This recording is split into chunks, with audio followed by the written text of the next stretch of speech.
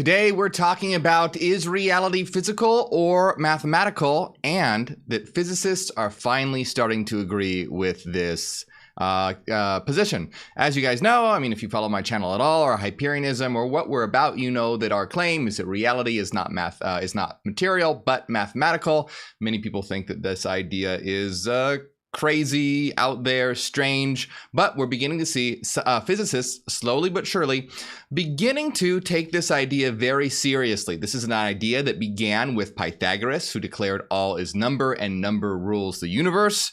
And for a while there, it was pretty much forgotten about. Physicists, philosophers, etc.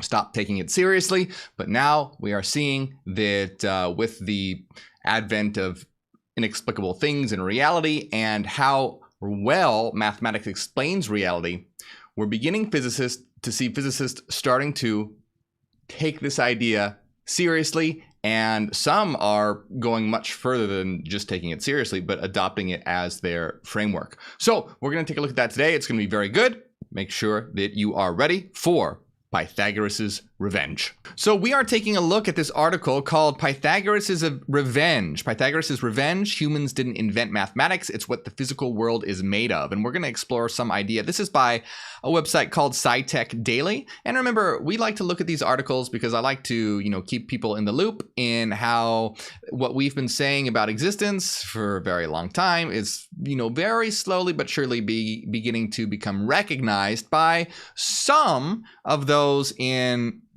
science. So what we're going to take a look at today, because today's title is, science finally admits that reality is mathematical. Well, now is the majority of the scientists saying this? No, but there are some physicists that are coming around to this. We're going to jump into this and look at it and explore what's going on with this article. So many people think that mathematics is a human invention. To this way of thinking, mathematics is like a language. It may describe real things in the world, but it doesn't exist outside of the minds of the people who use it.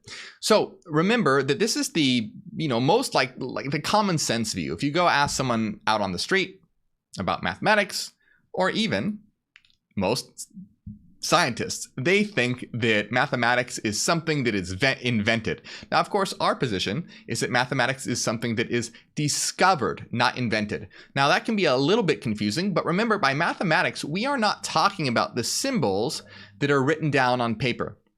This mathematical notation, the symbols that we write down on paper, that is not the math. That is the notation that we use to represent the math. So if we think of something that is a law, like the Pythagorean theorem, or 2 + 2 = 4, all of these laws existed before humanity.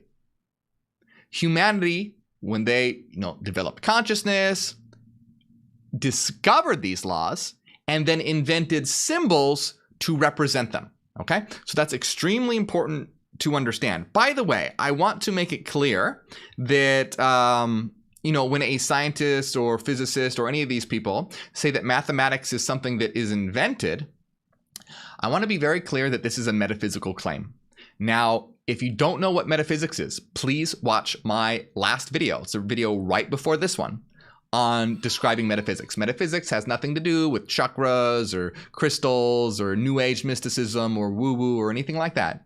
Metaphysics is the study of the foundation of existence. It's the study of existence, the study of being, the study of ontology, the study of substance, the study of causation. It's the most, it studies the ground of existence. And a quick and dirty way to understand, very dirty, to understand what metaphysics is and how it's contrasted with science is that science tells you how something works, and metaphysics tells you what it is and why it is.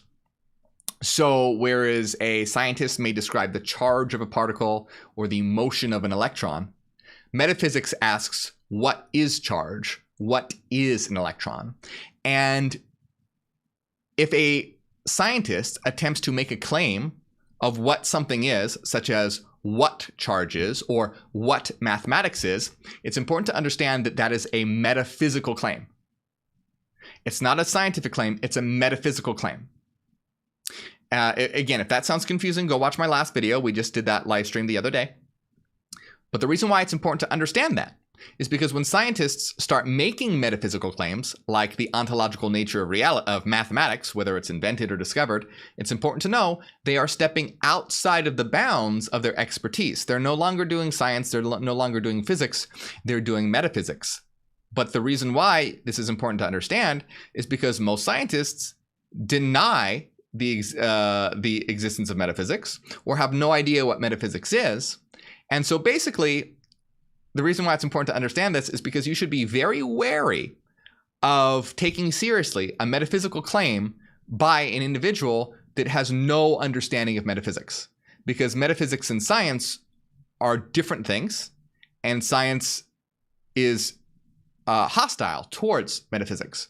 So it's kind of like, you wouldn't want to go be operated on by someone who never studied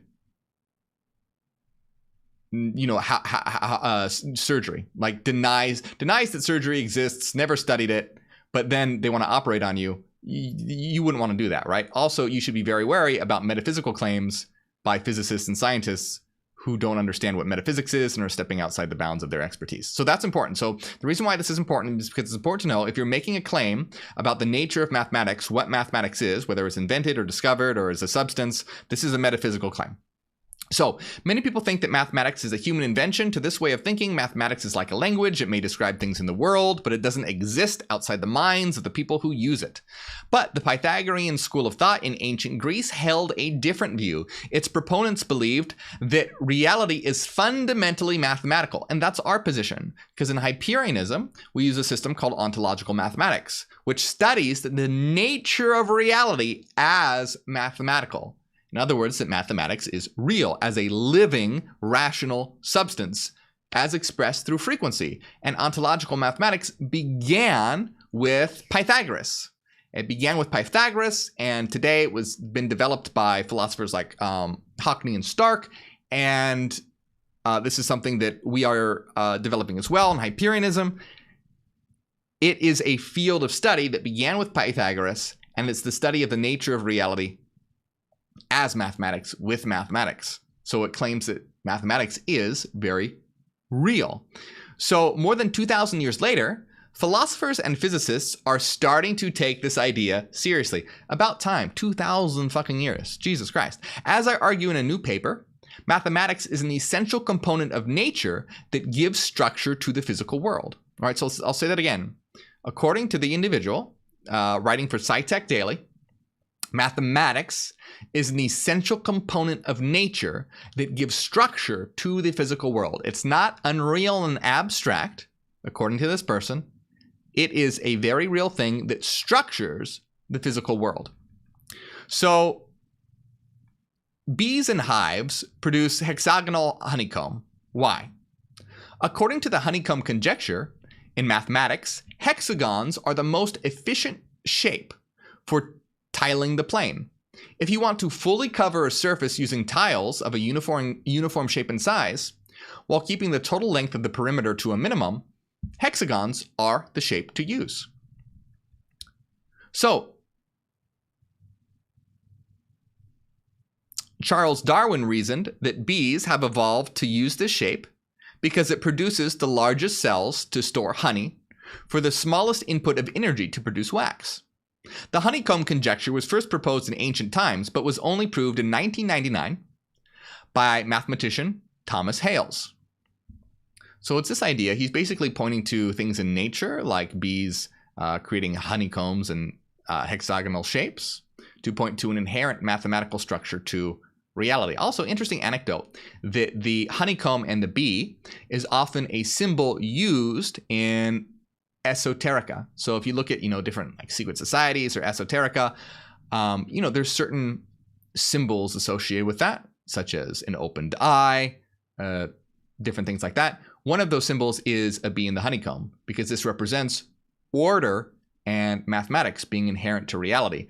Now, I think that Mormonism also uses that symbol, but Mormonism is a crazy, crazy belief system, and they pretty much stole a bunch of their ideas from various esoteric societies. So you'll find in Mormonism that they use a lot of these esoteric symbols because they basically ripped off and created a really crazy religion, but they absorbed these secret society elements, which is very odd. But anyway, so the author here is pointing to something like bees creating hexagonal patterns, to hinting towards an ontological status of mathematics, mathematics being real with regard to reality. So here's another example. There are two subspecies of North American cicadas that live most of their lives in the ground. Then, every 13 or 17 years, depending on the subspecies, the cicadas emerge in great swarms for a period of around 2 weeks.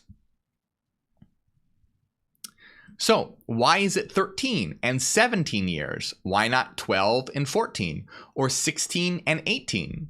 One explanation appeals to the fact that 13 and 17 are prime numbers. Imagine the cicadas have a range of predators that also spend most of their lives in the ground. The cicadas need to come out of the ground when their predators are lying dormant. Suppose there are predators with life cycles of 2, 3, 4, 5, 6, 7, 8, and 9 years. What is the best way to avoid them all? Well, compare a 13-year life cycle and a 12-year life cycle.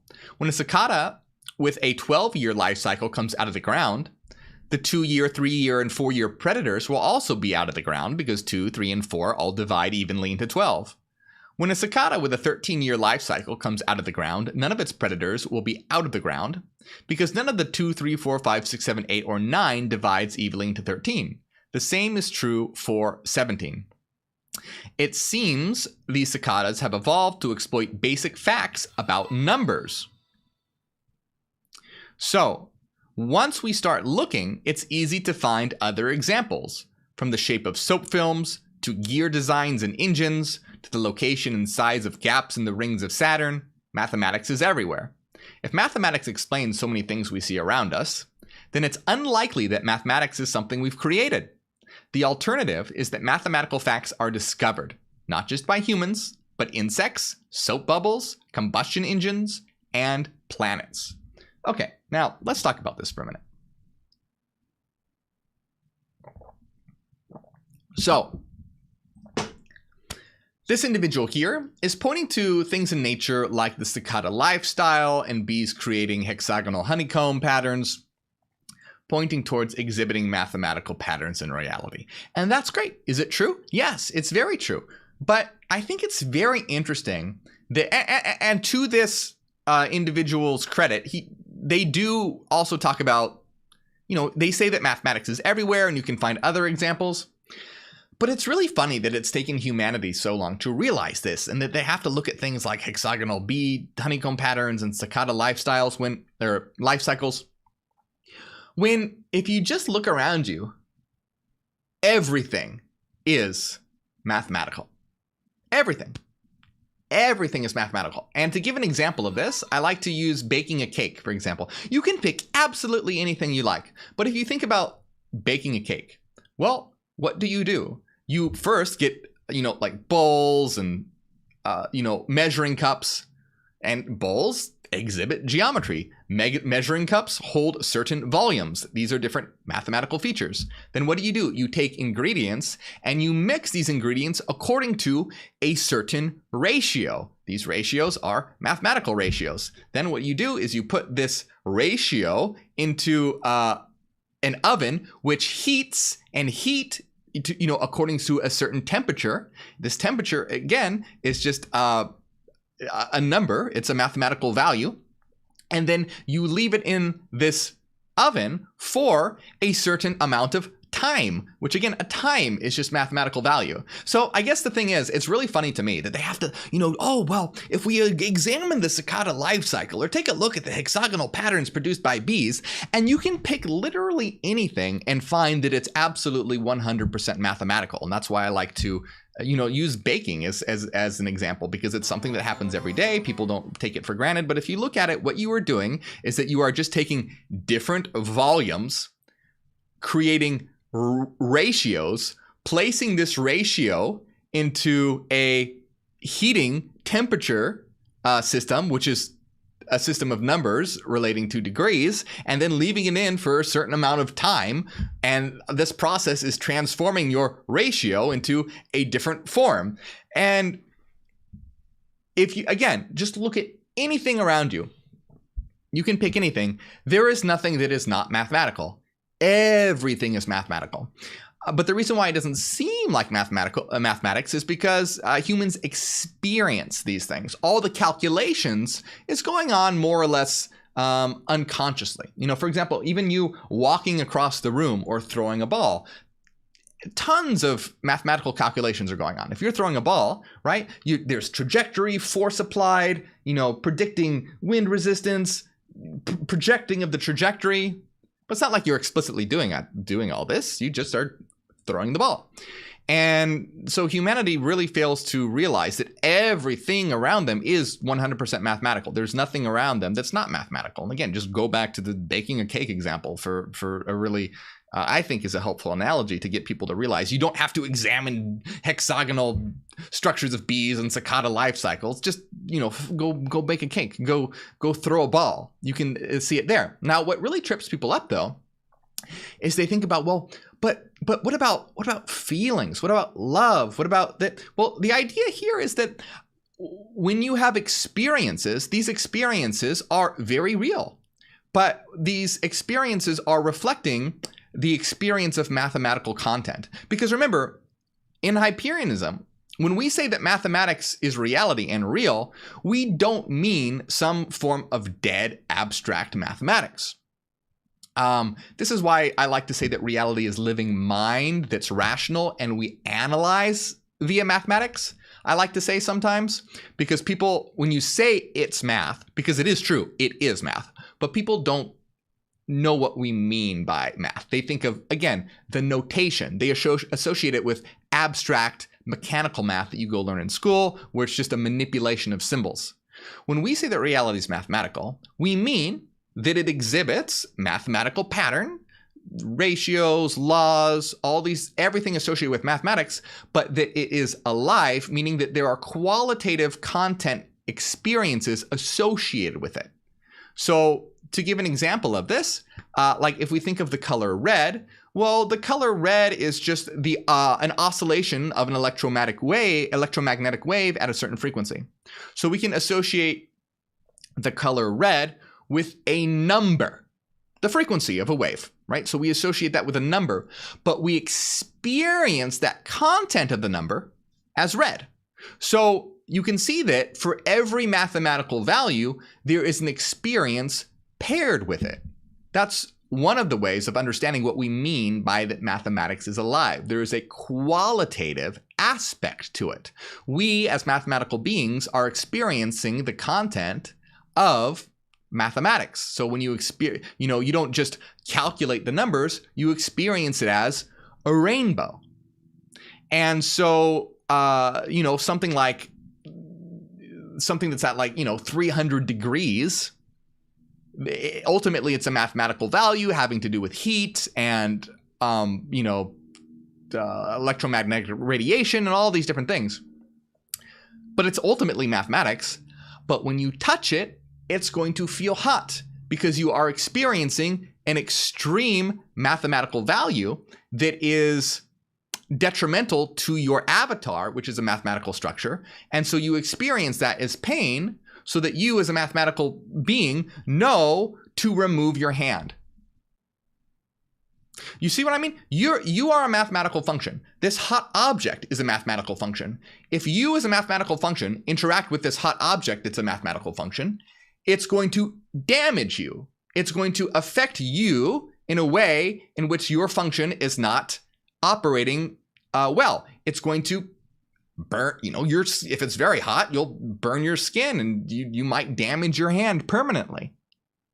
This is affecting your ability to operate well as a mathematical function. And so you experience that as hot and painful so that you know to pull away from it, to disengage. And I don't mean this to sound cold, right? It can sound cold going, you're a mathematical function. It doesn't mean like you're this dry, you're a robot or something like that. It just means that you are this structure, this complex of energy that is evolving and optimizing according to a rule set. Now, people might think about, well, what about emotions like love? Again, everything is an experience of mathematics. So we might imagine a mathematical function that expresses unity.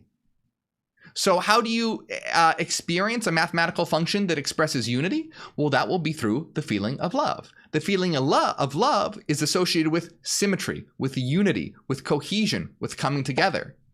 And things like hate and anger and all this is about asymmetry, disunion, fragmentation, separation. So you can see that everything is mathematics. Everything is mathematical, but not dry abstract mathematics, not just empty symbolic notation, but as living structures of energy that follow a rational rule set according to laws, but we have experiences of them. Love, hate, sadness, pleasure, pain. All these things are able to be expressed because of the form, the structure of mathematics that allows this content to be transmitted, right? Just like you can have a radio frequency that's just form, but once it is transmitted to something that can produce sound waves, you experience that as music. It is an experience that is being transmitted by a formal structure.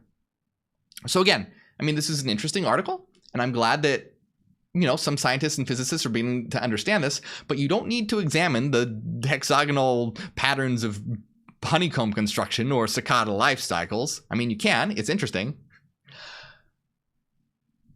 All you need to do though is go bake a cake, throw a ball, pick anything you want, and it's all there and extremely obvious to anyone that has a lick of rational sense. So let's continue here. So basically what happens, right, is this is what happens in mathematics. Is it because the whole idea, well, is mathematics invented or discovered? It's discovered. The invention aspect of it is when humans decide to invent symbols like operators and numbers, 2 + 2 = 4, these different symbols. These symbols are invented, but these symbols just represent the formal aspect of mathematics. But that's just the formal aspect, you see? If you write down in symbolic notation something that represents the structure of heat, you're not going to touch that equation and it's not going to be hot.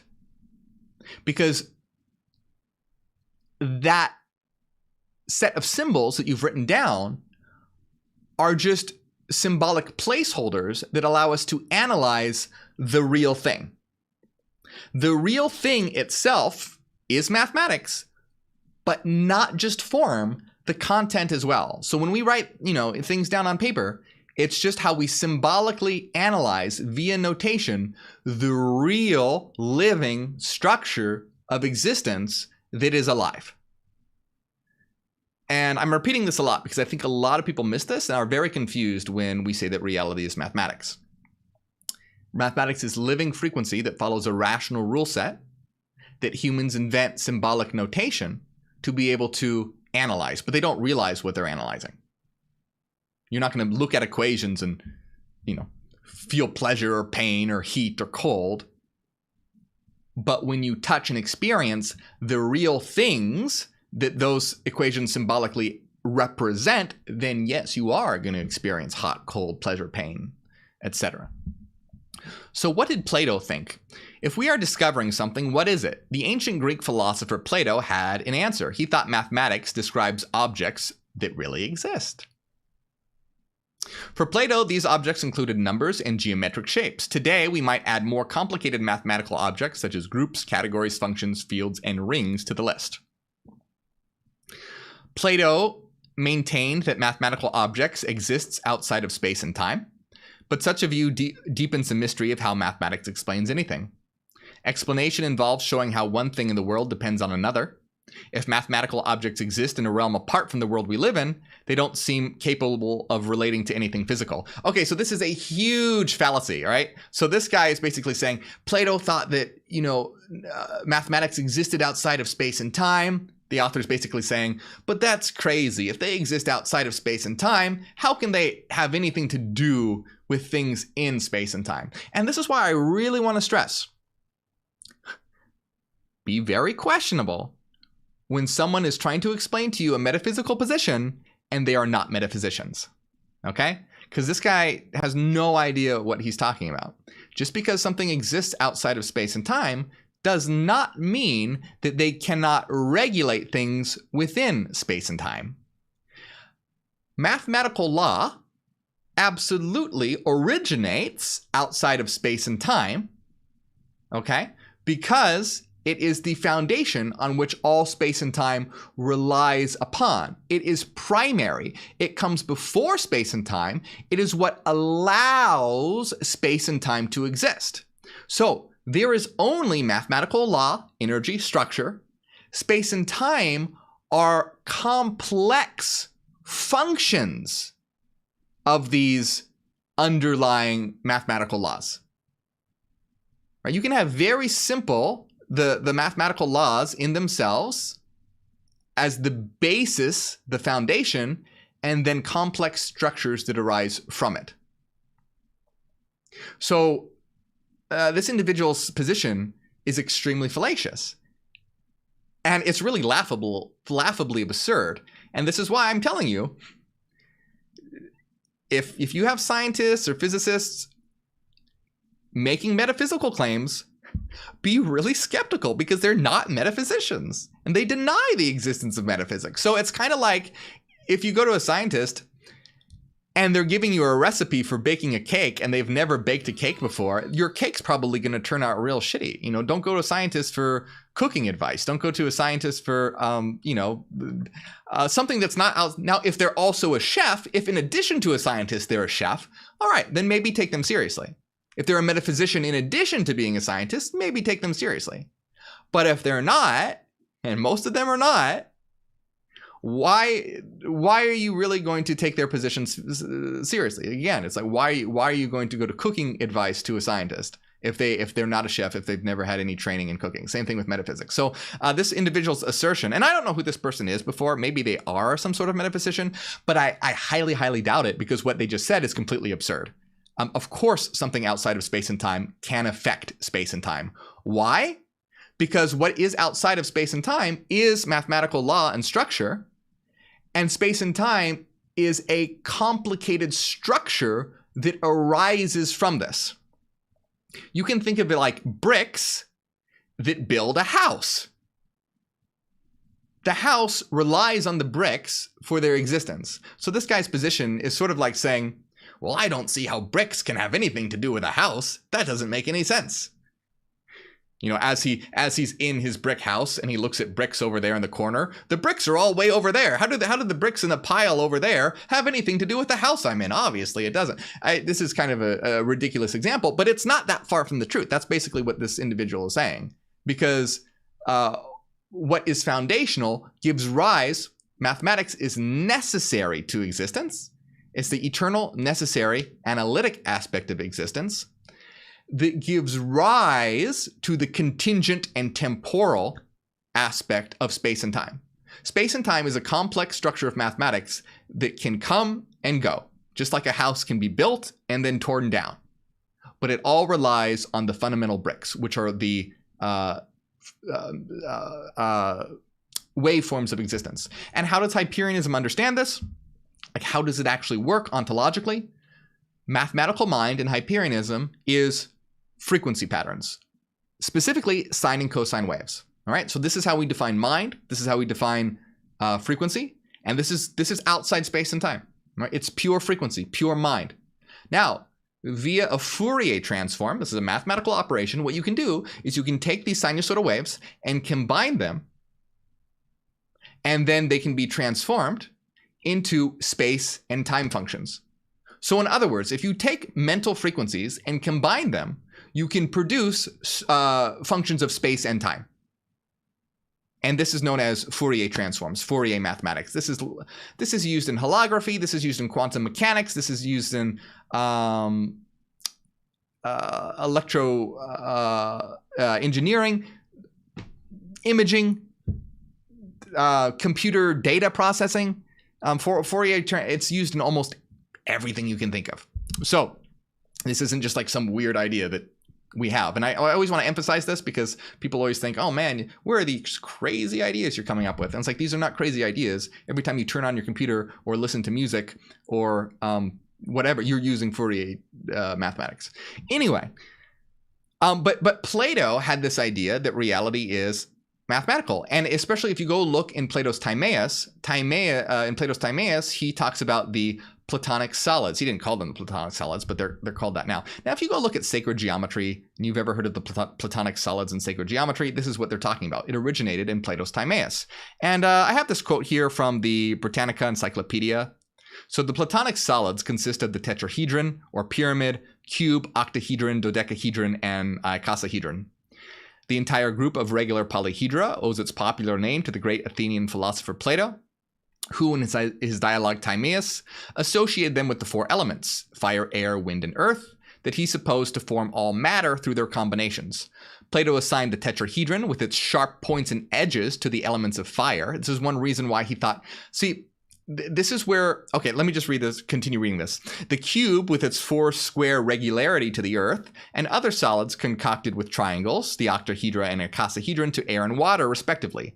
The one remaining polyhedra, the dodecahedron, with 12 pentagonal faces, Plato assigned to the heavens with its 12 constellations. Because of Plato's systematic development of a theory of the universe based on the 5 regular polyhedra, they became known as the Platonic solids. Okay, now a couple things I want to say about this really quick. First of all, we don't hold to the idea of the Platonic solids, okay? What is true and fundamental are frequencies, okay? We don't believe that the world is made up of the Platonic solids. A lot of people in New Age and sacred geometry believe that. And I mean, the problem with that is that they're just believing in a theory that's thousands of years old. It's just been updated, right? We know that Plato was right in saying that reality is based on mathematical form. It just wasn't these geometrical patterns. It's based on frequency, waveforms, okay? So I don't want anyone to think that in Hyperianism, we think that the Platonic solids are what make up reality. No, it's frequency patterns, waveforms. However, I want to point out how close Plato was to the truth, because Plato was saying, okay, all reality is based on mathematical forms, not matter, but mathematical forms.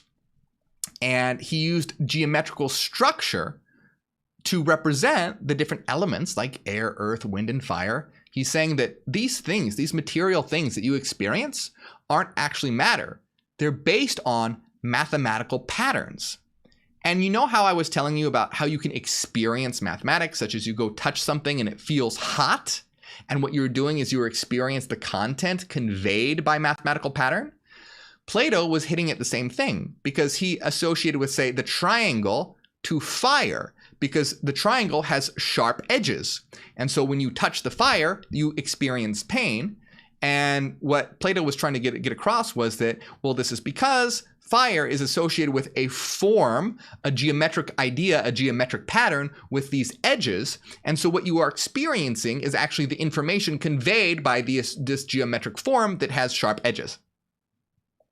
You see how incredibly intelligent this was. Now, again, we don't believe that fire is made of triangles and that it hurts because triangles have sharp edges. That's not what we believe. But what I'm trying to tell you is that Plato looked at fire as being based on a pattern, like a blueprint, like a code. And this code conveyed information such as vertices that he believed transmitted to humans an experience like pain. Now, of course, we don't believe that things are hot because they're made of triangles, but we know that everything in this world is made of frequency, which is mathematical pattern, and this does convey information, just like we experience frequency of an electromagnetic wave as red. So Plato was light years beyond the intelligence of today's modern scientists. And this is because he was a metaphysician. He was interested in what things are. And scientists who have no training in metaphysics are attempting to do metaphysics while denying its existence and having no idea what it is. This is why you get crazy things like this guy saying that, well, if it's outside in space and time, how could it possibly affect space and time? Because it's what space and time depend on. If you have a house made of bricks, the house depends on the bricks for its existence. So, and what I'm getting at here is that the only reason why physics and science is successful is because it uses mathematics. So if you look at science and physics, why is it successful? Because look at all the mathematics that they use. Mathematics corresponds to reality because reality is mathematical. This is the only reason why that science and physics is successful. If you imagine that physics and science had to get rid of everything to do with math in their field, right? They had to dump all their equations. They couldn't use any math at all. They would be a joke. They couldn't do anything. They depend on mathematics for its existence. Yet they make the metaphysical claim, while knowing nothing about metaphysics, that mathematics is just something invented. It's not real. Of course it is. That's why it's so effective. That's why anything in physics and science has anything to say about reality whatsoever, is because mathematics reflects reality, because reality is mathematical. Reality is mathematics. The only reason that metaphysics has not overtaken science is because metaphysics has failed to use mathematics, which is really ironic, okay?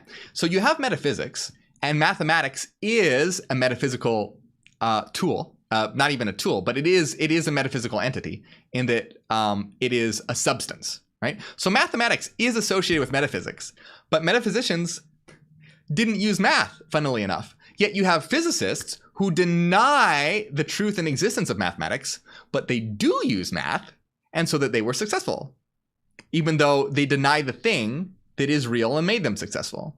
So, and metaphysics hasn't gained any traction, even though we can metaphysically know that metaphysics is true and that mathematics is real, because metaphysics has failed to use mathematics. It's very, very ironic. So what we do in Hyperianism and ontological mathematics is apply mathematics to metaphysics the way that physicists use mathematics in physics. So, except that ours is infinitely stronger because we know what mathematics is. We know that reality reflects math, and this is why Hyperianism and ontological mathematics will ultimately replace and overtake science. It will happen. It's just a matter of time. Because we have applied mathematics to metaphysics, and metaphysics is foundational. It's what physics relies upon for its existence, and we will overtake it. Because the only problem with metaphysics is that metaphysicians they failed to use mathematics to explain it. You know, just like physicists use math to apply it to the physical world, metaphysicians failed to apply math to the ontological nature, the substance of reality, which is, really dumb. You have to, I'm kind of talking a lot of shit about physics, but you also kind of have to knock metaphysicians for not using math. It's pretty ridiculous and very ironic given the metaphysical nature of mathematics. So ontological mathematics and Hyperianism rectifies that by using mathematics as the means to understand the ultimate foundational ontological nature of existence. And it's just a matter of time before it overtakes science. We just need more people working on it. The only reason why it hasn't yet is because, it hasn't gained, there are myriad people that are physicists and scientists, and there are at the moment just a few dedicated ontological mathematicians. Once we start getting more on board, it's only a matter of time before we overtake physics and science and start developing technologies that are vastly improved. Because we know what reality actually is, whereas science just deals with how things are, not what things are or why things are. But let's continue.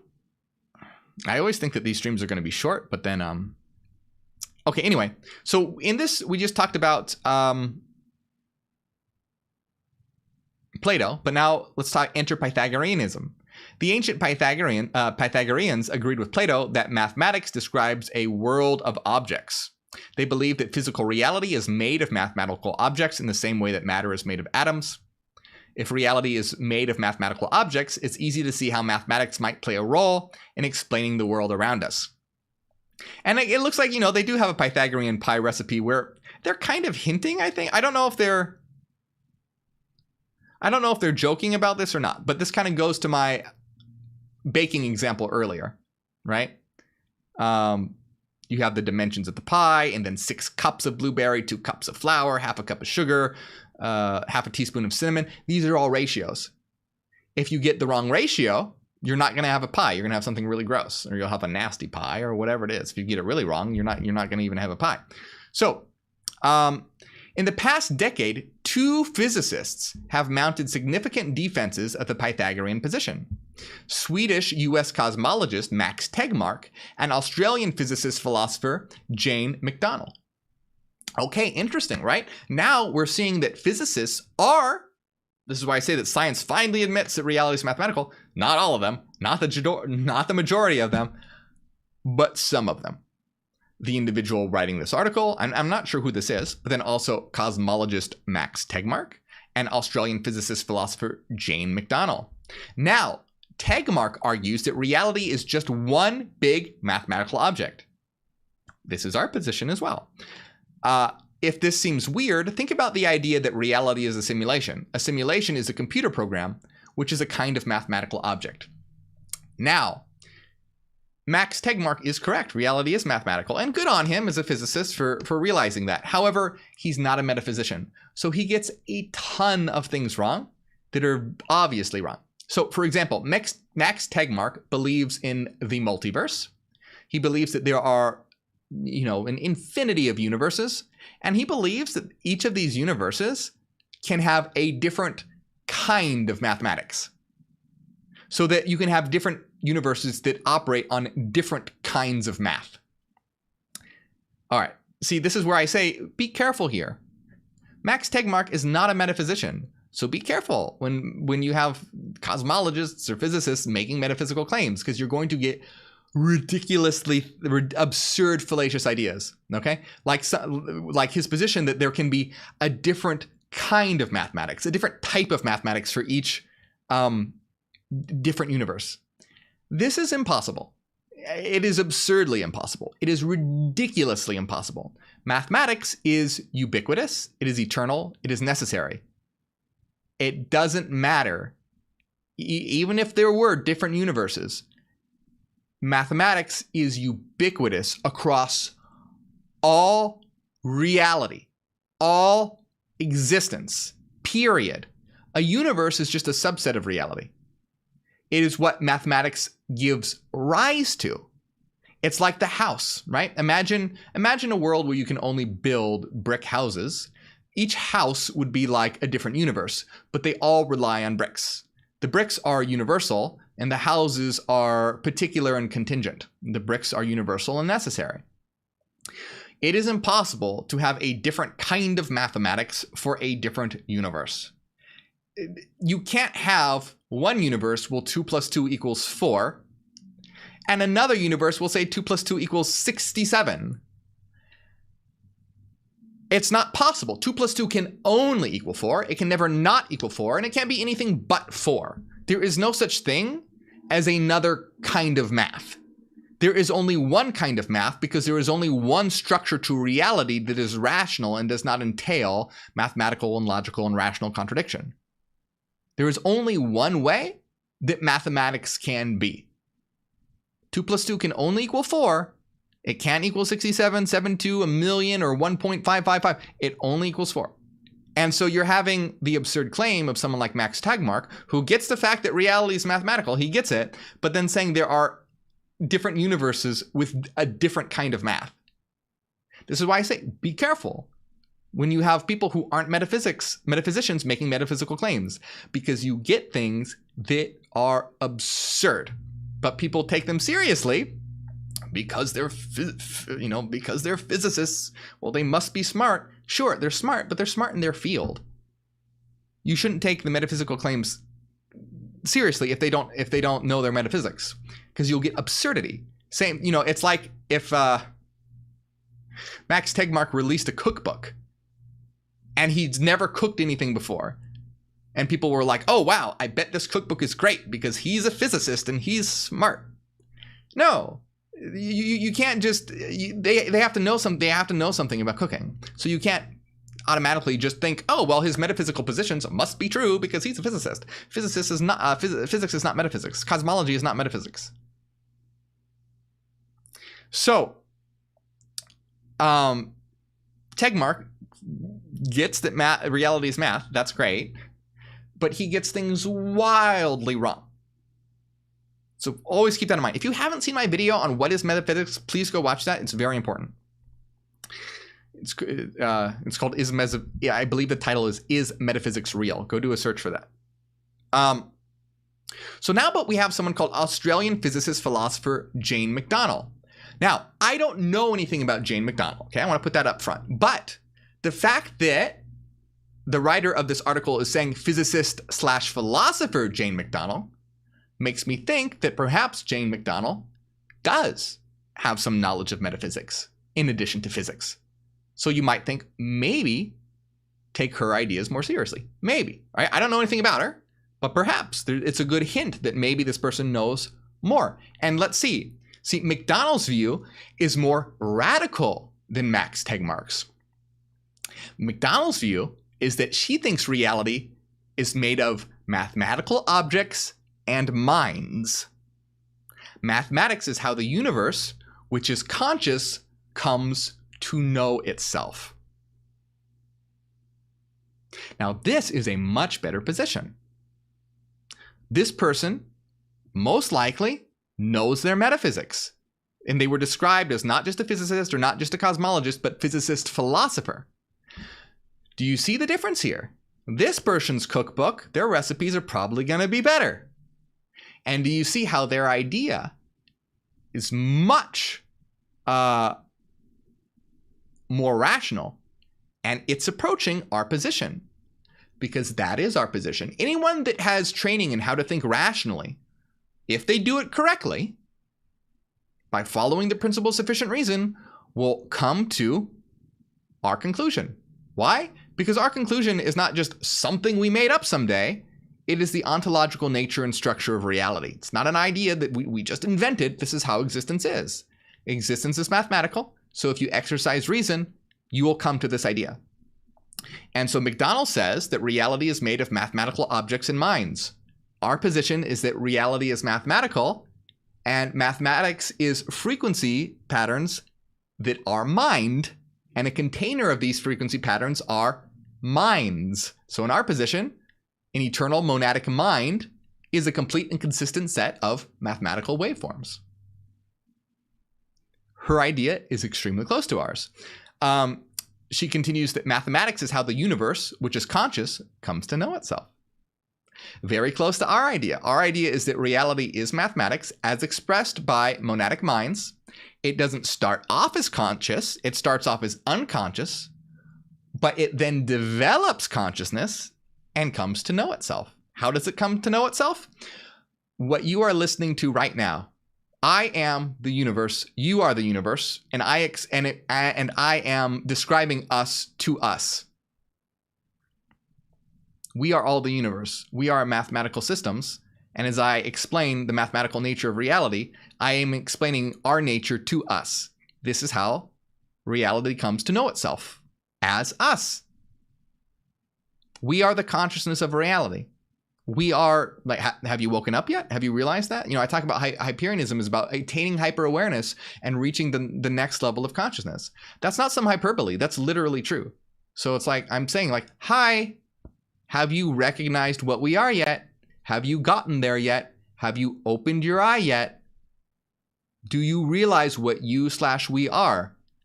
Because I/we/us are explaining us to us right now. So just waiting for that to start to click, because once it does, we are going to have exponential growth in harmony, in symmetry, in actualization, in building a new world, because we will be constructing a new world based on knowledge of what we are. We will become a neural network that realizes that it is a network, we will attain that network consciousness and then be able to structure ourselves and in a world that maximizes actualization, potential, harmony, growth, and enjoyment and satisfaction. So anyway, I don't know anything about Jane McDonnell, but just based on this article, and I like what they say. And being that they're described as a physicist philosopher, they probably have more understanding. Maybe their philosophy is completely wrong. I don't know. I'm just going by what's in this article. Now, the person writing this article says, I defend a different view. The world has two parts, mathematics and matter. Mathematics gives matter its form, and matter gives mathematics its substance. Mathematical objects provide a structural framework for the physical world. Okay. Now, this is just another point I want to emphasize why someone who is not a metaphysician don't take them seriously. Because this person is saying, I think that the world is two things, mathematics and matter. So let's use metaphysics to analyze what they're saying. So this person is making a metaphysical claim of substance dualism. Okay? So this person is making the metaphysical claim that there are two substances that have existence. The substance of matter and the substance of mathematics. And this person is saying that mathematics and matter interact with each other such that mathematics gives matter its form and matter gives mathematics its substance. This is fallacious. This is ridiculously fallacious. This was known, this substance dualism really started with Plato in his description of the world of forms and the world of matter. And it was really brought to popularity by the founder of modern philosophy, René Descartes, who was a dualist, who said that there are two things, mind and matter. So this person is taking a dualist position, saying that there are two substances, mathematics and matter. This is wildly fallacious. Any metaphysician worth their salt would know this, because this is substance dualism, and substance dualism has the fatal problem known as the interaction problem.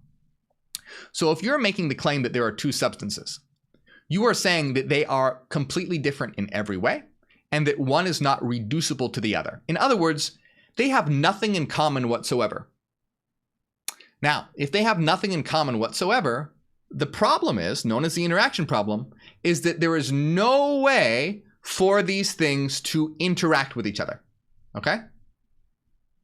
And that might, if this is your first time thinking about this, this might seem kind of hard to grasp, because it's like, well, wait a minute, why can't they interact with each other? They probably have this thing in common where they can. No, because if you're claiming that there are two separate things, you're saying that they are ontologically different in substance, which means they share nothing in common. Nothing. And if they share nothing in common, how can they possibly interact? How? By what mechanism? It's impossible. It's rationally impossible. If two things are ontologically separate in a substantive way, in substance, it falls foul of the interaction problem, which has been known for hundreds of years. It's an impossibility. You cannot have two separate substances interact with each other. So again, don't take metaphysical advice from someone who's not a metaphysician. And if it turns out this guy is a metaphysician, he's a terrible one, okay? So this guy is saying, I think that there are two things, math and matter, and they interact. No, wrong. You're wrong. It's impossible. You cannot. Please stop trying to make metaphysical claims that are clearly wrong. I think when baking my cake, we should put a pound of salt in it. That'll make a great tasting cake. No, stop. Shut up. Shut up. You don't know how to bake a cake. You don't know how to do metaphysics. Now, what about Hyperianism and ontological mathematics? Hyperianism and ontological mathematics is a rationalist, idealist, monistic substance dualism. Okay? It's a rationalist, idealist, monistic substance dualism. So let's look at these each. It's rationalist, which means that reality is rational and we can know reality through reason, through thought. Right? Reality is idealist. An idealist means, in ontology and philosophy, you can see that the word idea is in there, relating to mind. It means that reality is mind. And I forgot the word mathematical. It's also a mathematical substance dualism. It's a monism, which means there is only one substance, right? So this guy is positing a dualist approach, saying that there are two substances, mathematics and matter. No, we are a monistic system, saying there is only one substance. Now, if there's only one substance, you don't have an interaction problem because there's only one thing, and that one thing can interact with itself. In his system, you have math and matter, which are two separate things. It's impossible for them to interact. In our system, we only have math, and math can interact with itself because there's no problem. It has everything in common with itself because it is itself. It can interact with itself all day long. There's no issue there. And so it's a dual aspect monism. Now, this is different from a dualism. A dual aspect monism means that there's one thing, but there are two aspects to this one thing, okay? So there is the formal aspect, which is its structure, and then the experience of the content associated with that structure. Like, for example, a mathematical wave oscillating a certain frequency would be the form, and then the other side to that would be experiencing red. Now, this is a dual aspect substance monism. The way to understand this is you don't have two separate things, you have two sides to one thing. So if you think of a coin is one thing, but it has two different sides to it. But that one thing has to have those two sides. It cannot have those two sides. You can't have a coin without two sides, right? Take a coin and try to take a side away. You can't. If you cut the coin in half, well, now you'll just have like two coins with two sides. You can't take a side off. It's an impossibility, all right? So that's what a dual aspect substance monism is in our system, is that it's one thing like a coin, but there's two sides to it, the formal side and then the experiential side. Now, how does mind become expressed as matter? Now, this is by a Fourier transform, which takes frequency functions of mind, and transforms them of functions of space and time. Again, there's no problem here. It's just mathematical mind being transformed into a different form. You can, as an analogy, you can kind of think of water. Water can be transformed into ice. It's not the exact same thing as that, but you can see it's kind of similar. You have this one thing, but this one thing can take on a different transformation. Mind and frequency is one thing, but it can take on a different transformation, the transformation of matter. You don't have separate things. Matter can be reduced back to mind, just like ice can be reduced back to water. That's not what this guy is saying. This guy is saying there are two separate things. It's not like one can be reduced to the other and that there's ultimately one. No, he's saying there are two separate things. That's what he's claiming here. It's fallacious. It's wrong. It's a dualism. Don't listen to this BS, right? This James McDonald person, I don't know much about him, but from what I read, seems much more intelligent and to know metaphysics. And the reason why I'm really, really harping on this is because so many people take scientists' view of metaphysics seriously. Please don't, unless they are also metaphysicians. Don't buy their cookbook if they're not chefs and have never cooked anything in their life. Or else you'll get these really crazy ideas like Max Tegmark, who says that there can be different kinds of math, which is insane.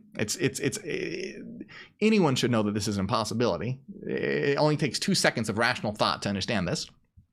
Then you have someone like the writer of this article who says that there are two things, math and matter, which falls foul of the interaction problem, which we've known since Descartes brought it up in the 17th century.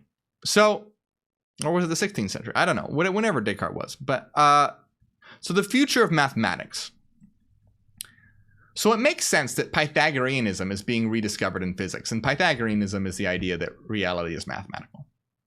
In the past century, physics has become more and more mathematical, turning to seemingly abstract fields of inquiry, such as group theory and differential geometry, in an effort to explain the physical world. As the boundary between physics and mathematics blurs, it becomes harder to say which parts of the world are physical and which are mathematical. No, it's not hard at all. You're just an idiot. Reality is all mathematical, and you're experiencing it as content. There aren't certain parts that are physical and certain parts that are math. The fuck? No, that's absurd. It's crazy. But it is strange that Pythagoreanism has been neglected by philosophers for so long. Yeah, that's weird. It is weird. It should be obvious.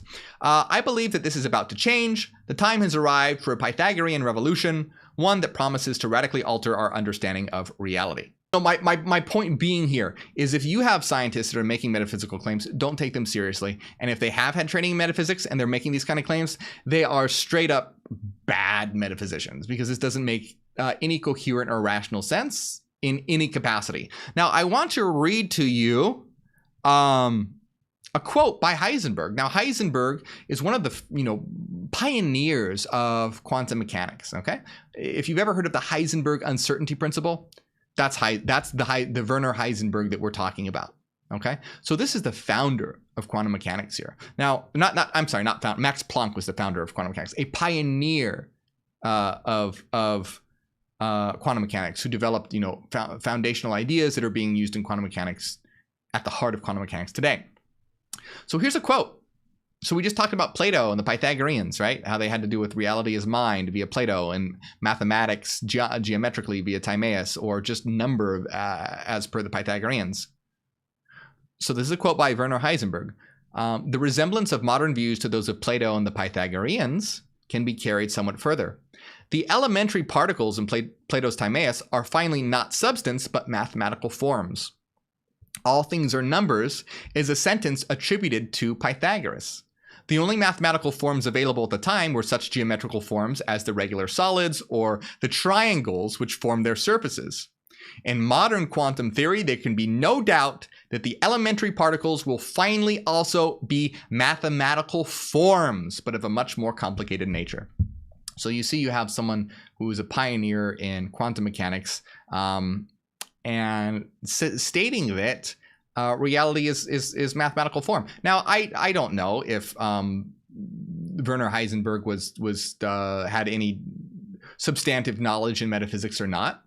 So I don't know if he should be making these statements at all. But my point is that you have these pioneers in quantum mechanics, like Max Planck, like Schrödinger, like Heisenberg, that's saying reality is not material, or reality is mind, or reality is mathematics. But you don't have this being taught in universities at all. And think how crazy that is that you have founders of quantum mechanics and they're not being taught these things. And one of the reasons why is because science doesn't deal in metaphysics. And these are metaphysical claims. These are metaphysical claims. So how can you expect to really make progress in the understanding of what reality is if you don't incorporate metaphysics? It's because physics and science, that's not their area. Their area is practicality and the how things work, how particles interact via charge, not what particles are and not what charge is. And if they try to make a claim based on that, they're straying outside their field